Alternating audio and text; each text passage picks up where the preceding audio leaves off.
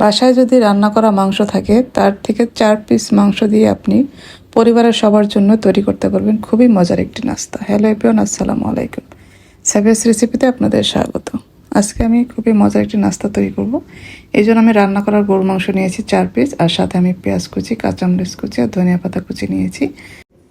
এখন আমি এখানে একটি বাটি নিয়ে নিলাম। এটার মধ্যে এখন মাংসগুলি আমি একটা হাত দিয়ে ঝুরা করে নিব। এখন যেহেতু কোরবানির পরে সবার বাসায় কিন্তু আমাদের রান্না করা মাংস থাকে, গরু, খাসি, মুরগি যেই মাংসই থাক না কেন আপনি সব মাংস দিয়ে এটা তৈরি করতে পারবেন। আর এটা তৈরি করা তো খুবই সহজ, ঝটপট তৈরি করে নেওয়া যায়, খুবই কম সময় লাগে। এই তো আমার মাংসগুলি কিন্তু ঝুরা করা হয়ে গেছে। আমি এখন এখানে কাঁচামরিচ কুচি, যে পেঁয়াজ কুচি আর ধনিয়া পাতা কুচি রেখেছিলাম, এটা দিয়ে খুব ভালোভাবে মিশিয়ে নিব। এখানে আমি আর কোনো মশলা দিব না, যেহেতু এটা রান্না করা মাংস ছিল, আর মাংসের মধ্যে আমরা সাধারণত সব মশলাই দিয়ে থাকি, এই জন্য এখানে কোনো মশলা আর দিব না।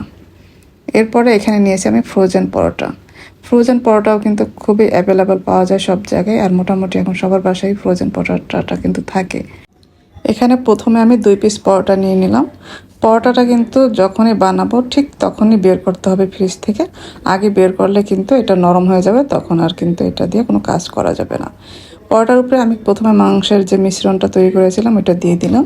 এরপরে একটা ডিম নিয়েছি, ডিমের মধ্যে সামান্য লবণ মিক্সড করে একটু ফেটিয়ে নিলাম। ফেটিয়ে তারপরে মাংসের উপরে দিয়ে দিব। এরপর উপরে আমি আরও একটা পরোটা দিয়ে দিয়েছি। খুব ভালোভাবে চেপে চেপে লাগিয়ে দিব সাইডগুলি। এরপর এখানে একটা কাঁটা চামচ দিয়ে এইভাবে একটু চাপ চাপ দিয়ে লাগিয়ে দিব। এমনি সুন্দর একটি ডিজাইনও হবে, দেখতেও ভালো লাগবে। এই তো আমার এটা তৈরি হয়ে গেছে। আমরা এটা ভাজতে চলে যাব চুলায়। এটা খুব ঝটপট করে নিতে হবে, কারণ রুটিটা কিন্তু বের করার পরে খুব তাড়াতাড়ি নরম হয়ে যায়।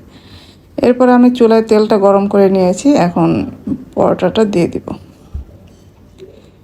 দিয়ে কিছুক্ষণ অপেক্ষা করব, তারপর আমরা এটা উল্টে দিব। এভাবে উল্টে পাল্টে এটা আমরা ভেজে নিব। মোটামুটি একটু সময় নিয়ে ভাজবো, যেহেতু এখানে ডিম দিয়েছি আমি, ডিমটা মোটামুটি সেদ্ধ হইতে একটু সময় লাগবে। এই জন্য আমরা উল্টে পাল্টে সুন্দর একটি কালার আসবে, তারপর এটা আমরা নামিয়ে নেব। এই নাস্তাটা বিশ্বাস করবেন না, এতটা মজার হয়, একবার না তৈরি করলে আপনারা বুঝবেনই না।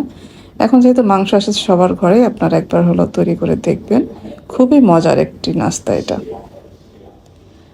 এই তো আমার একটা ভাজা কিন্তু হয়ে গেছে। পরে আমি কিন্তু আরও একটা তৈরি করে নিয়েছিলাম। এরপরে আমি এটা কেটে নিব।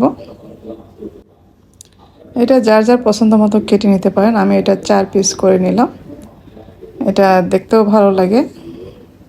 দেখেন মাশাআল্লাহ কতটা সুন্দর হয়েছে নাস্তাটা, দেখতে যেরকম সুন্দর, খেতেও অসম্ভব মজার। আমি আরও একটা কিন্তু ভেজে নিয়েছিলাম, মোট আমি 2টা তৈরি করেছিলাম। এটাও আমি ভেজে নিয়েছি, তারপর কেটে নিলাম। এই তো দেখেন কতটা সুন্দর হয়েছে। এই তো আমার তৈরি হয়ে গেল খুবই মজার একটি নাস্তা। এটা আপনার মোগলাইও বলা যায়, সাধারণত এটা মোগলাইয়ের মতোই হয়েছে। কিন্তু আশা করছি আজকের রেসিপি আপনাদের ভালো লেগেছে। ভালো লাগলে লাইক, কমেন্ট এবং শেয়ার করে দিবেন। যারা আমার রেসিপিগুলি ফেসবুক থেকে দেখেন, পেজটি ফলো করার অনুরোধ রইল। আর যারা ইউটিউব থেকে দেখেন, চ্যানেলটি সাবস্ক্রাইব করার অনুরোধ রইল। সবাই ভালো থাকবেন। পরবর্তী রেসিপি দেখার আমন্ত্রণ রইল। আজকে এ পর্যন্তই। আল্লাহ হাফেজ।